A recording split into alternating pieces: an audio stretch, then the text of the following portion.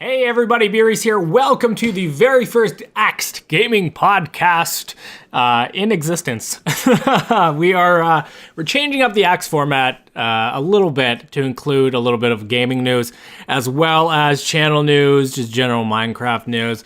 So that's what I planned with this podcast. I hope you guys enjoy it. I hope you guys listen to it or watch it. Make sure to throw down some support if you do like it or enjoy it. Let me know. I can never improve things if I don't have any constructive criticism. If you don't like a certain section, guys, just, write down a comment, tweet me or something like that. We're going to be doing these podcasts basically every week to recap the gaming news that has happened. Now, I know there's not going to be much Minecraft news week by week, but, I could throw in a spotlight here or there if I choose to. Or just some small little things that are going around the community, like what I'm going to do today, because there's not really huge news. Some of it's old because we are recording it for the very first time on a Sunday. So I'm hoping to get you guys enjoy it. There will be an audio version on Soundcloud down below. There will be a description on the YouTube. There is also a video version, which will go actually a couple days after the audio, just so you guys have something else. If you're not into just audio podcasts, you have a little bit of a video podcast. The Patreons will have access to this video podcast a little sooner, a day before everybody else, but that's only because it's a perk for them. They are helping me out by donating, so I'm going to give back.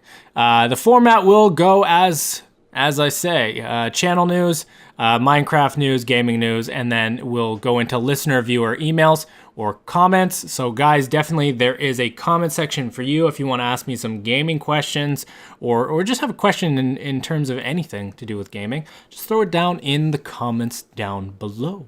So we'll start off with channel news. Finally hit 600 subscribers. Thank you so much, guys. It's awesome. Because of that, and I told the Patreons that I'm working on a 12-hour live stream, and actually I think it's going to go on January 2nd is what I'm going to do, and then we'll just be playing some Minecraft mini games. Maybe hop on to SMB, maybe hop on to the Feudal Pack. I'm not 100% sure of the format. I know mini games. Definitely, because I enjoy interacting with you guys and doing all that fun stuff. Things to come in terms of my building, and I have some things in my mind. If you're watching the video version of this, you can see a little bit of a silhouette of me on my wall here. I gotta get a green screen. It might be a little bit better, but I have another plan after the tree, and it involves a giant sphere. Now, I've always said I was gonna do a spherical build. It's going to be huge. It's gonna be massive, and I'm thinking of what to do inside of it, because I'm thinking, space and stuff like that. So it could be cool, could be interesting. I still got to work out some of the kinks in it, but I think I'm going to roll with it once the tree is done, definitely. But not forget about the tree. There's obviously things I got to do around it, pathways and stuff. So definitely looking forward to that. Maplecraft stuff is on the back burner, guys. Let me just talk about this. So I joined SMB, and I talked to Tidy and those guys about what's going to go on with Maplecraft, and I'm not leaving Maplecraft. I've talked about this many of times in my videos, I guess, and maybe people haven't really heard it, or maybe they just that part they didn't hear. But I'm not leaving Maplecraft. With 2 vanilla series on the channel, it's very difficult to keep your creative brain or just your thoughts going on 2 different builds. So right now I'm focusing on SMB. That is where my devotion is right now. I'm building that tree. I've got another thing planned. Does not mean I don't want to go back on the Maplecraft server. It's just that's where my creativeness is going right now. I'm sinking my time into that because it's going to be a big build. That tree is going to take me some time. And I just want to clear the air. If anybody's watching the channel and you guys are fans of Maplecraft, I am definitely not leaving it. Just taking a little bit of a break. I've already got 17 episodes up, guys, so it's not like there isn't content to watch. And then maybe if you want, you can head on over to the SMB stuff and check that out, because very similar, very similar. Builds are two different styles, but it's a vanilla SMP. I do have a modded series on the channel, the Feudal Pack, which has been doing great. Moving that up to, I think, 2 videos per week because of the comments. You guys have asked for it. Have enjoyed it. I finally got my PC running at a smooth frame rate in it, which is fantabulous. I don't know. The modded stuff on my PC right now is just, it's taken its toll on it, but I'll persevere. I got it to about 70, 80 frames. So I've had to adjust some of the animation. So I'm looking forward to that stuff. Hope you guys like it. Now there is a plan. There is a goal right now. I'm working with Michael in the background on something a little secret we're doing. The modded Minecraft server. Now there has been hints dropped in some chats regarding what the theme might be, what it might not be. It's definitely interesting, guys. I hope to get it up by January, if not February. It's really cost, and the server I'm looking at is like a 4 gigabyte server, and I don't know if I need a 4 or a 2 to completely run this fine. We've got about, I don't know how many mods we got. I can double check right now. So right now we only have a total of 9 mods included in the mod pack. We want to do more, but we want to start off slow and then add later as the series goes on. So something to look forward to in that. In terms of who would be playing on it, it'd be me, Michael, a few other, we can get YouTubers or people that are gonna put out content. We want some content creators. Probably not gonna have like a mandatory, you gotta do one a week, but definitely people that would push the pack, the videos, and maybe grow a little bit of a community around that thing. So definitely look forward to that. It's coming sometime in the new year, 2015. Just gotta work out the cost and the payments and stuff like that.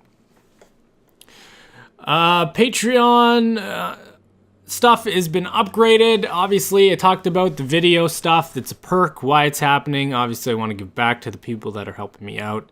Where it's happening, definitely the Patreon page. If you guys are Patreons, you can go to the activity page or link, and you'll be able to see all of the fantastic goodness I've posted. I've been using it more around now or from time to time.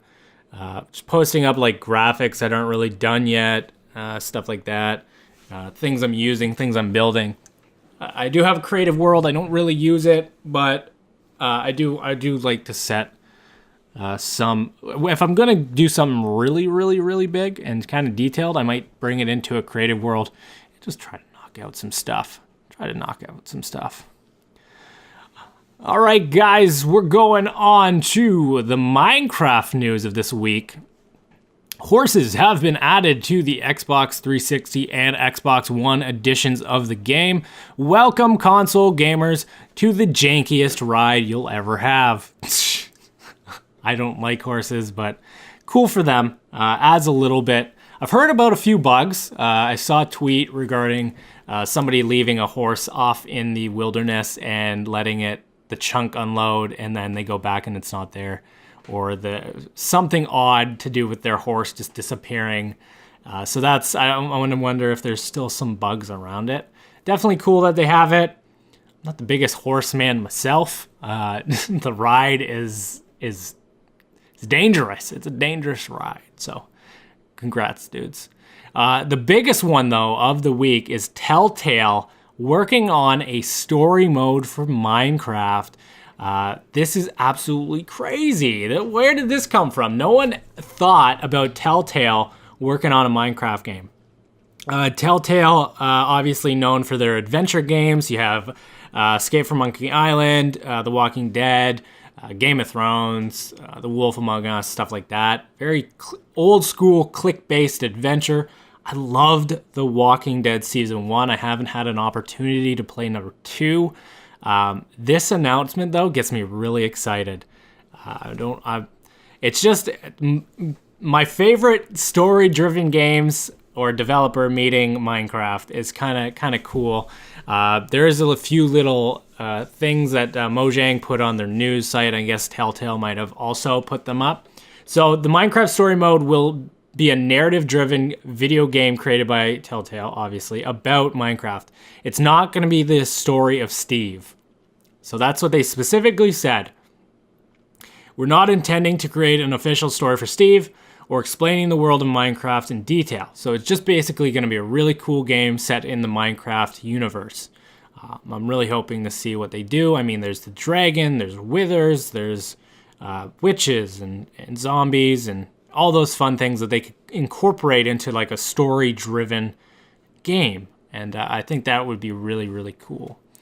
They're going to be using the Minecraft assets, and I believe they have said, I don't see it here, but if I believe correctly, they're going to be using the Telltale engine with the Mojang assets. Now, guys, if I'm wrong, let me know in the description or the comment section. But I think that's what I read on, I think it was Joystick or Kotaku or NeoGAF. I'm not 100% sure. But that's really cool. And the first episode, that's going to be an episodic content series or content. It's going to be released sometime in 2015 on the Xbox consoles, PlayStation consoles, PC, Mac, iOS, and Android-based devices. Sadly, no Wii U. I don't know why. I guess people's not... But the Wii U's been selling pretty good lately. Smash has kind of busted those numbers, those console sales, and I'm kind of curious on why third parties still choose not to, because I choose not to develop games for the Wii U.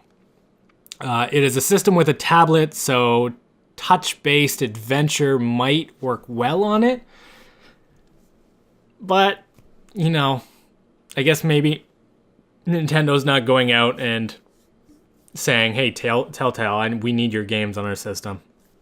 They're doing their own thing, so it's sad. It's unfortunate because a lot of Wii U owners might miss out. I know you might own a PlayStation console, but they're not going to give it to you. You're not going to be able to play it unless you have a PC. I mean, who doesn't have a PC that could probably run it? On to gaming news. Devil May Cry Vergil was kind of teased in the Devil May Cry Definitive / Special Edition for the PlayStation 4 and Xbox One. That is coming out for those systems in 60 frames a second, 1080p, and it'll include some new game modes. Now, myself, I didn't play the new Devil May Cry.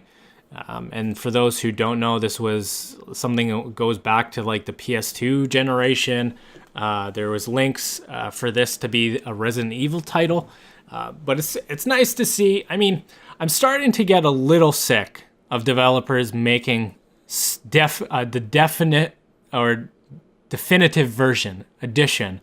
They did it with Lara Croft and Tomb Raider, and now they're doing it in with this Devil May Cry. I mean, I don't know if this generation is going to be the generation of the rehash or not making new content. It's kind of sad because the PS2 era, even last generation, there were so many new IPs, but it just seems like right now, maybe the consoles came out sooner than they had to. But companies are just rushing in to remake or rehash the old games onto these new systems with prettier graphics. And I mean, the story's been told, the gameplay's been done. Give me something new. Give me a new Devil May Cry. Give me a new Resident Evil. Like, that's what us gamers want. We don't want to play the same... Like, there were so many systems sold last generation. You've probably played this game multiple times if you're a Devil May Cry fan. And the same goes for the Resident Evil remakes. I mean, there are so many people that have already played these games. We want something new. It doesn't have to be a brand new gameplay. You could put a brand new story in there, and it'd be kind of cool. But I guess to each his own. Let me know in the comments, guys, if you guys are excited for this. They've added new modes, hardcore, turbo mode, etc. I think there's like a Gods Must Die mode. I'm not personally, I'm not excited. I can't find myself getting excited for rehashes of old games on from the last generation. I just can't. I didn't buy the Wind Waker HD. I've already played it on my GameCube, and I don't see myself buying The Last of Us because I have that. I have GTA 5 already for PS3. I don't need it for my PS4. I want new experiences. I want new stories, new gameplay if they can do it, stuff like that. I don't want to be playing the same old game 4 times in a row. Guys, come on. Industry, get with it. Give me something new. 343 announces ODST campaign as an apology for everybody who bought the Halo Master Chief Collection Edition. Wow, guys. How the mighty have fallen. I'm not sure if you guys are Halo fans. I'm not the biggest Halo fan. I grew up with Counter-Strike, but it has a huge following, and people love it for its online play. Now, if you don't know what's going on, the matchmaking system and some of the features in that game are completely busted. Just freaking busted. Unplayable. Matchmaking doesn't work. Updates not going right. Features are locked out even though you have the Master Chief Collection, but it still says you have to buy the Master Chief Collection. So I don't know if they rushed it. I don't know what's going on. I mean, Bungie's not involved in making it. It's the studio that took over from them. They had a chance. I mean, they did Halo 4, didn't they? I believe they did. But holy jeez. Microsoft, come on. Like, if you're going to launch a $50, $60 product on a brand new machine, and this is your collection of your prized IP, Halo. When you think Xbox, you think Halo, at least for Microsoft, Fable, Connect Sports. It's garbage. But you think those games, and Halo's like their main, that's their crown. It's like their Mario or their Uncharted. This is their thing. And they just let this thing go out broken. And now they're having to go and give people free stuff for all the freaking mistakes they've made. So you'll get an avatar with a nameplate, and then you'll get the reworking of or a telling of the ODST campaign as of sometime in spring 2015. Don't know. Don't really think people care. I think people have probably moved on to something different if they know that Master Chief Collection is broken. They've probably moved on to possibly Call of Duty. Maybe they're onto something completely different. Sunset Overdrive, and I'm not 100% sure. But I'm not a Halo fan. I don't hear much about Halo anymore in any of the gaming circles I know. And maybe it's time to let the Master Chief go. Maybe he was a figure that helped the original Xbox and the 360. 360 really? No, though. I mean, Gears of War was that. When I think 360, I think Gears of War. I don't think Halo. I don't. Maybe some people do. Maybe it's time for them to just give it up. With any new generation, obviously the companies start developing their R&D for the next systems. There's a story coming out of the Associated Press with an interview with Miyamoto that Nintendo is actually working on their new console. Now, this shouldn't be a surprise. The minute a console is usually launched, every company, Sony, Microsoft, Nintendo, they have their R&D teams, R&D teams. And these teams start working out on their own various projects, and they collab, and they come up with these weird, this Wii U remote Wii Pad came out of it, the DS and stuff like that, and the Sony Move and PS4. So they always start developing right away. They don't wait. You can't wait when you're in the hardware industry, and it shouldn't be coming as a surprise. In the interview, Miyamoto says, for the time being, our focus is the Wii U hardware, but Nintendo as a whole has a group working on ideas for the next hardware system. While we're busy working on software for the Wii U, we have our production lines that are working on ideas for what the next system might be. Now, there's tons and tons of rumors out there of what the next Nintendo system is going to look like. The Wii U, while I enjoy it, not a lot of the gaming community has embraced it.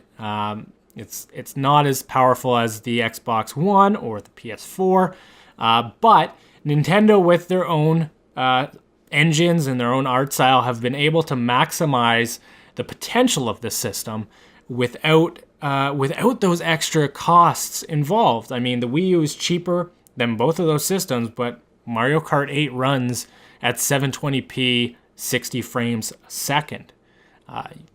Please tell me how many games on the Xbox One run on that. They're having a hard time doing the 1080p, which is the step they wanted to go to. They want to do 1080p, 60 frames a second. And those are beastly machines. It's just, Nintendo goes, they have this art style, looks fantastic in motion, and they are working on their next system. Now, there was a very, very old article or picture taken before the Wii was released, not the Wii U, of all these weird little controllers. Like, there was a controller, a circular controller with a star on it, the Mario star, and you would hit it, and it was just one button on it. Now, that was obviously, that didn't come out, and gamers probably would have said, what is this garbage? But their R&D team does a lot of crazy things. I think the Wii U pad, actually in development, was 2 Wii remotes taped to cardboard, and I think there's a Wada Asks that kind of goes in more in depth than that, and it's really interesting. So kind of cool to hear that they're doing it. The rumors are that they might have a handheld integrated with their home console, which might be a smart idea for Nintendo. They basically captured the handheld market. There is the Vita. The PSP was actually quite a good seller, but the Vita's not doing the same numbers, and Sony doesn't seem to know what to do with it. It's out, people are buying it, but they have their own memory cards that cost an arm and a leg. Developers don't want to really spend the money for a downgraded PS3 graphic software that might not sell as much. So they've captured this hardware market, basically, because the 3DS is a monster. It's not as big as the DS, but it's a monster in terms of sales. And integrating it with their home console, if you could use it like a controller, or maybe it hooks in as a docking station, and that is where your games can go from your system to your handheld, and you can continue gaming from your house to work to school. That might be kind of cool. I mean, I own a 3DS. The games are a bit smaller, some of them, but if I could play a full-fledged Mario game on the go, I could probably do that. And then come home, dock it in my station, pick up a controller, and continue the gameplay on the TV. Wouldn't that be kind of cool, guys? I think it'd be kind of interesting. We'll see what they do, though. I'll always buy the Nintendo hardware. As a kid that grew up in the 80s and the 90s, my first system was a Nintendo console, so I am kind of a little bit of a fanboy for them, and I hope they do better with the next one. The worst case scenario is Nintendo goes the way of the Dodo or Sega and goes third party. I mean, they sink so much time into making their consoles indestructible, first of all, and second of all, like just tailoring their software to that system. I just enjoy what they do with it, and they actually have some color in their games, which is not blood colored, which is awesome. Since we're on Nintendo, we'll move on to the Amiibos. Guys, these things are selling out like hotcakes. What's going on? Do you own any Amiibos? I personally don't myself. I was about to buy one when I bought Smash, and I should have. Apparently, some of them are actually being discontinued, and I think it's Pit, Marth, and the Wii U Fit Lady. These things on eBay right now are going for like $50 bucks. Because Nintendo has come out and basically said they're not releasing any more or making any more of them, and they're already on to wave 2. So if you can find yourself a Marth, pick it up. I cannot believe the drive they're creating for this, but I guess there is. A lot of gamers grew up with Nintendo stuff, and these mascots are just so ingrained in our industry, in our lives, that you know, we go when we want these things because they haven't been available for very long. I mean, Nintendo hasn't been out there, you know, signing collabs with Gentle Giant. We see Mario statues everywhere. It's kind of cool that they're doing this, and they're using it in such a unique kind of way that you take your amiibo, you pop it on your gamepad, you get either a costume in Mario Kart 8, or in Smash Brothers you can train this fighter who goes and you can fight him online. It's kind of cool. It's not Skylanders. It's freaking Nintendo, and they're quality made little figurines. So let me know what you guys think about them. Definitely, if you have one, if you have a Martha, you can always email her and just mail it to me. You know, you can mail it to Old B Reese. I think it's a great idea. I think they killed it. I think reports are that the Amiibos sold more than the actual Smash Brothers game, which is crazy to think because the Amiibo was launched as this thing to go with Smash and Mario Kart 8, but I guess if you include Mario Kart 8 with Smash, maybe they both sold more. It's crazy though. People are fighting for these things. There's threads all over the internet with people looking for Marths, Diddy Kongs. So I cannot wait to see what they do. Hopefully they do, you know, make maybe make a limited edition Amiibo or something else, and then I can get my hands on one of them. Steam sales are on. The winter sale for Steam is going strong. I have been strong myself and haven't bought any freaking Steam games. I've been tempted multiple times. Not gonna lie. Not going to lie.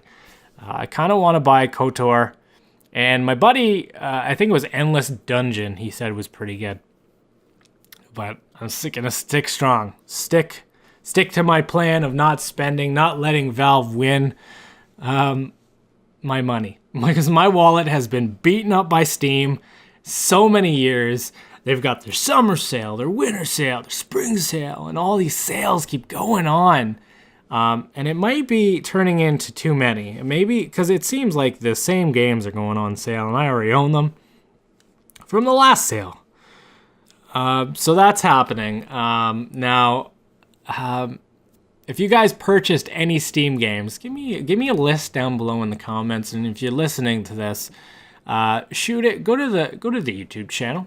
The video will be going up in a couple days. You can tell me what games you bought if you were strong enough to keep Valve out of your wallet. There's an amazing GIF of just like some guy or the wallet in the back corner, and the guy is just like coming at the wallet with a Valve head on it. Man, to think years ago everybody hated Steam, and now we've all embraced it and love it, and they just keep sucking the money out of my pocket. Can't believe it. There's been sales on other websites. There's a sale right now. You can get Little Big Planet 3 for like $30. Far Cry 4 for $30 for the PS4. I think you can get like Assassin's Creed Unity for the Xbox One for $26, if I'm not mistaken. Gamer deals or game deals. I'll try to figure it out and put it in the description of the video. There's also GOG.com that finish up their winter sale. If you're into retro games, you can go there. And I don't know what's going on in Origin. I don't really go on it that much. Maybe I got an email. Time for game releases. We're going to talk about January's releases because this podcast is going up. I might throw it a little bit. Warhammer Quest is coming out for the PC, the Macs, and the Linux system January 7th. We've got the Duke Nukem 3D Megaton Edition going to the Vita, so the Vita is actually getting games. Yes, shots fired, from me anyway. And then we have another big title release, Resident Evil Remastered for the Xbox One, 360, PS4, PS3, PC. This is what I'm talking about, okay? We're going to have a little bit of a moment here. Companies got to stop releasing these remasters. They got to stop, okay? We've all played Resident Evil. We get it's a great game. Just Capcom, you're done. Go make a new Mega Man game. Make a new freaking Resident Evil game that doesn't stink. And just move on, guys. Let Resident Evil 1 be Resident Evil 1 back in the PS1 day, in the GameCube remaster. Because that's what's got to happen. Another thing that big gaming news, I guess, that I didn't touch on, but I'll touch on now, is Street Fighter V coming exclusively for the PS4 for console and PC. Not really. I've seen a lot of people get angry on this topic about exclusives, and I don't understand it. I come from the days of the Super Nintendo and the Genesis, and those two systems had their own unique exclusives from third parties. You also had the PS2 days when you got exclusives there. Then it started to fade away as kind of, big third parties wanted the games to get out to as many people as possible, and they cut down on costs. But in the sense of like a Bayonetta and a Street Fighter, when the company, and I've seen the argument of Capcom, they don't need the money. This is the biggest franchise, and they could have probably financed this on their own. But when Sony goes in and helps Capcom develop a game, the game doesn't necessarily have to go to everything. Right now, the bigger user base is on the PS4. So if you have an Xbox One, you're kind of getting lucked out. You're lucking out. You're not getting your Street Fighter V unless it's only a time exclusive, which it might be, which we're kind of blowing up right now. At least the gaming community is, and it might just be a timed exclusive. We find out a year or two down the line. Like, this is still a Capcom game. It's not a Sony game anymore. So there's probably, Sony has said, okay, for the first year and a half, this thing is only for the PS4, and we'll dedicate so much money to it. If you guys think there's going to be this many sales, we'll give you the money for it, and we'll fund the development of Street Fighter V. And you know what? As a gaming community, we should say, okay, that's a great thing, because we're not only getting Street Fighter V, but I mean, it's going to the bigger user base. Everybody's getting mad that it's not going to the Xbox One, but then you got the Nintendo fans that are over here, and they're not really saying anything. I mean, the Nintendo fans aren't getting Street Fighter V. It hasn't happened. They didn't get Street Fighter 4. They don't complain. The Xbox One has its fighting games already. It's got it's got Killer Instinct. It's got Mortal Kombat coming down the line. And I'm sure it will have eventually some crazy fighting game, another one. So, guys on your Xbox, calm down about the Capcom thing. Sony is selling or is paying for it. Microsoft would have done the exact same thing, but their marketing and their PR and their CEO and that whole division of Microsoft has no idea what they're doing right now. They've absolutely blown the community, the fan base, and just the steam that they had with the 360 when they released Xbox One. And they're not going out and getting these exclusives. No one cared Gears of War was exclusive for the 360. It was made by Unreal. Epic Games, they made it. They made the game. Microsoft helped them out. So guys, suck it up, buttercups. Exclusives are a good thing for those who own the console. I have a PS4. If I had an Xbox One, you know what I'd say? I'll go buy Killer Instinct, show my support for non-rare fighting games, I guess. But guys, I'm going to end this podcast a little early now. This section after the releases would be for viewer comments. Now, if you have any video game related questions or you want to correct me about something, throw it down in the comments, or you can email breeselp@gmail.com. I will read your emails on the next podcast. I hope you guys have a great week. I hope I entertained you and increased your knowledge, and I'll be back next week with some more gaming news. Take it easy, guys. Bye-bye.